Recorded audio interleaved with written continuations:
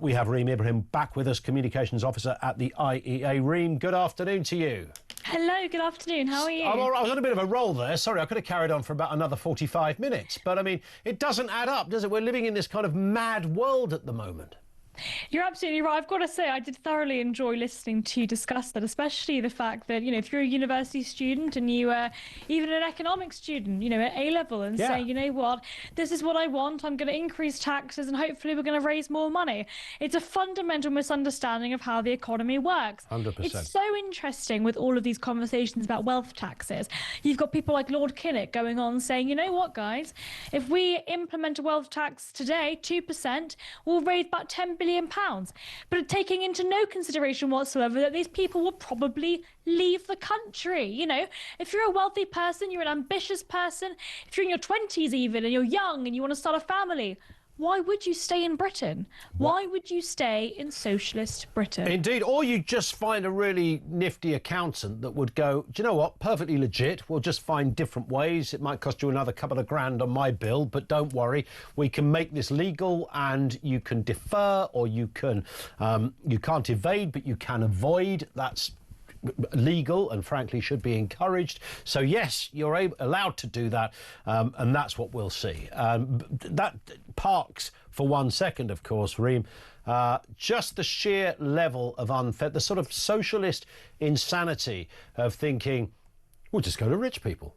That's all you do. I mean, I think they believe it in that kind of Janet and John style way.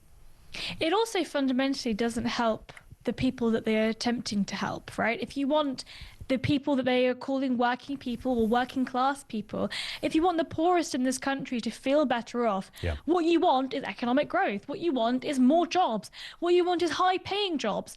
Everything the government is doing is completely an antithesis to that. And we really have to be very clear about this. The way you ensure that we have a growing economy is not by increasing taxes on the productive parts of the economy and spending more money. You know that public sector spending is about to get up to 50% of GDP. So basically half the economy will be the government. Yeah. More than half the economy will be the government by 2050. I mean, really what we're talking about is a road to serfdom, a road to a socialist economy. It's interesting you mentioned the working people phrase. The government, of course, have always said, we're not going to increase taxes on working people. But that is the fundamental misunderstanding between the impact of tax and the incidence of tax. So the government will say, we're going to increase employers' national insurance contributions. Don't worry, employees, it won't affect you.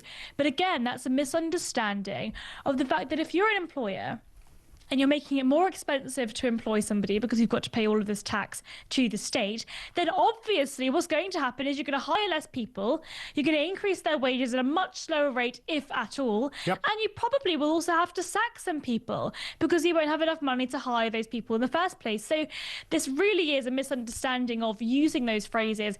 No matter what definition of working people you use, this government has increased taxes on them.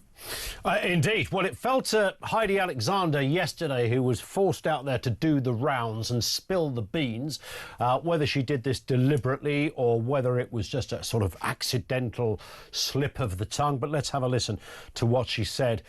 This interview particular on Sky News, the Transport Secretary speaking yesterday morning. I think your viewers would be surprised if we didn't recognise that at the budget, the Chancellor will need to look at the OBR forecast that is given to her and will make decisions in line with the fiscal rules that she has set out. We made a commitment in our manifesto not to be putting up taxes on people on modest incomes, working people. We have stuck to that. We haven't put up income tax. We haven't put up VAT, apart from taking away those VAT tax breaks that people who send their children to private school get. And we obviously haven't put up employees' national insurance. But when it comes to taxation, fairness is going to be our guiding principle. Yeah, I mean, there's a couple of things there. The VAT thing wasn't a tax break. It wasn't there at all in the first place. You can't suddenly add something and then say we're removing the tax break when it never existed because it was education for kids, even if it was private. So there's that. This word modest income, Reem, that she threw in there, that was never in the manifesto. Modest income. They're obviously looking for wiggle room on their working people line. It is, and clearly it's because the obvious answer here is if the state is increasing in its size and we don't have enough money to pay for it because the government aren't able to raise that amount of tax, you reduce public spending. You reduce the amount of money the government is spending, and I would like to see the government do significantly less than they are currently doing. I think that the welfare rebellion the other week was just one fantastic example of that. These people that are in receipt of personal independence payments that need it, they will absolutely still get it. But the reform that they're proposing was literally just changing the eligibility so that there are certain people that unfortunately do not need personal independence payments and should not be in receipt of it.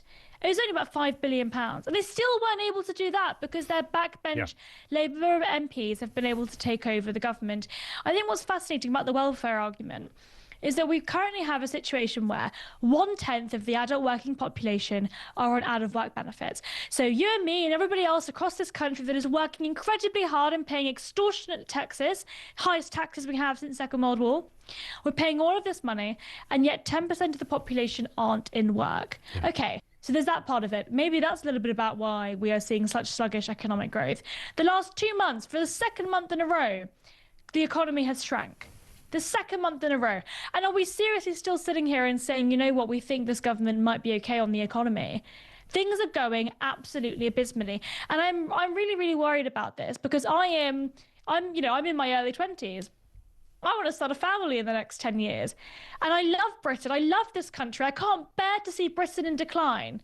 But we have to be a little bit selfish. Do I want to bring my children up in a country like this, where there are no opportunities, where you cannot earn pay rises, where there is absolutely no room for economic growth, where the government will just take and take and take and take from anybody with an ounce of ambition?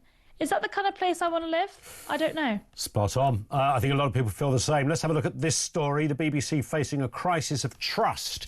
Again, Ofcom, a warning of a public backlash ahead of a damning report into scandals. It includes the Gaza documentary, chance of death to the IDF. Director General Tim Davie is under fire and fighting for his job. Let's have a listen to Melanie Dawes. This is the head of Ofcom speaking this weekend. I think it's very frustrating that the BBC has had some own goals in this area with the Gaza documentary and then with the Glastonbury coverage. And, you know, it does start to erode public trust and confidence. I think I would say that, above all, what frustrates me and others is that when these things go wrong, it can take a long time for the BBC to see that something's happened when everybody else was there, you know, within a matter of hours. So I would say to the BBC, I think they need to get a grip quicker, get these reports and investigations concluded sooner. Otherwise, there is a real risk of a sort of loss of confidence in the BBC. A loss of confidence indeed, Reem. We'll have to be briefish on this one, but, I mean, they're up to their neck in it over there at BBC HQ.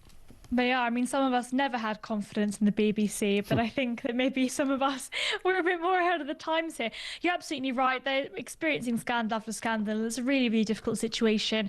The issue at Glastonbury, I think, wasn't all their fault. I mean, they did try and pull some of it from live streaming. I think that was basically incompetence or mismanagement of the situation. The issue with the documentary, though, there is no forgiving potentially paying terrorists to appear in a documentary. I mean, it's all alleged, but I mean, come on, that could be really, really bad. I mean, even if they didn't pay them, the fact that you get the son of a terrorist to present an impartial documentary, I mean, that's just off the scale inept. I mean, it's in another category. It's journalistic crime. It is, but this is the problem with a state monopoly on broadcasting, right? We have absolutely no choice but to give money to the BBC. It is government, and I would like to see, by the way, the BBC, I think, is a fantastic organisation. I think it does do some great work, and I think that some of the documentaries and series that they do are great. But if we all think it's great, let's make it a choice to pay for the BBC. Let's privatise the BBC, make it a choice for us to pay. And you know what? I have a slight feeling that not everybody will choose to. I think you might be right.